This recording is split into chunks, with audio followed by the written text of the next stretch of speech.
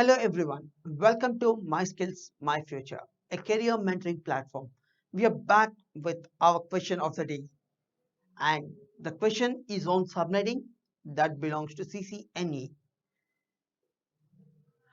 The question here is on a VLSM network, which mask should you use on point-to-point WAN network? So they are asking on a VLSM network, that is variable length subnet mask. VLSM stands for variable length subnet mask. So here they are saying that they made a subnetting where there are variable lengths in each and every subnet, right? So which subnet should I use for point to point network? So when I say point to point network, that means I'm talking about, let's say, assume this is my R1 and this is my R2.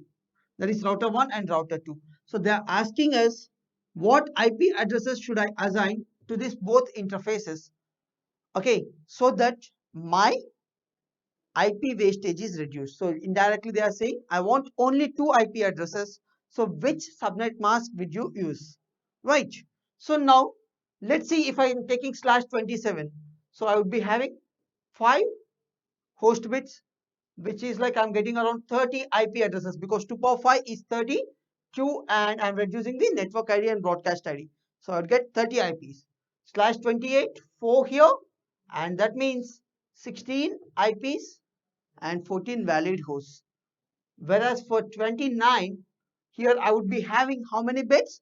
3 bits, and I would be getting 6 valid IP addresses because 2 power 3 is 8 and I'm removing off the network ID and broadcast ID, which would be 6.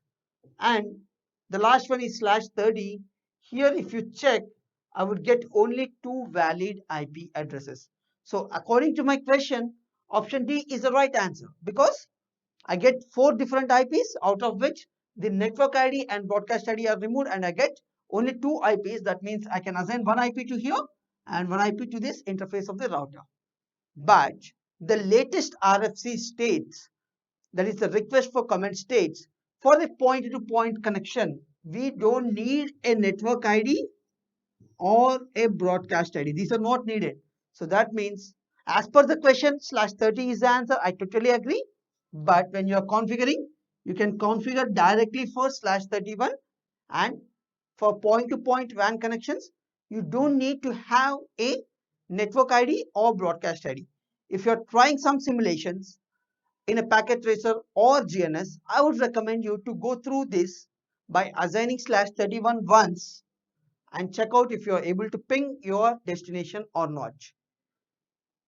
So if you're interested to learn more about subnetting, or if you're still stuck with how to solve the subnetting questions, join us on 13th March at 5 p.m.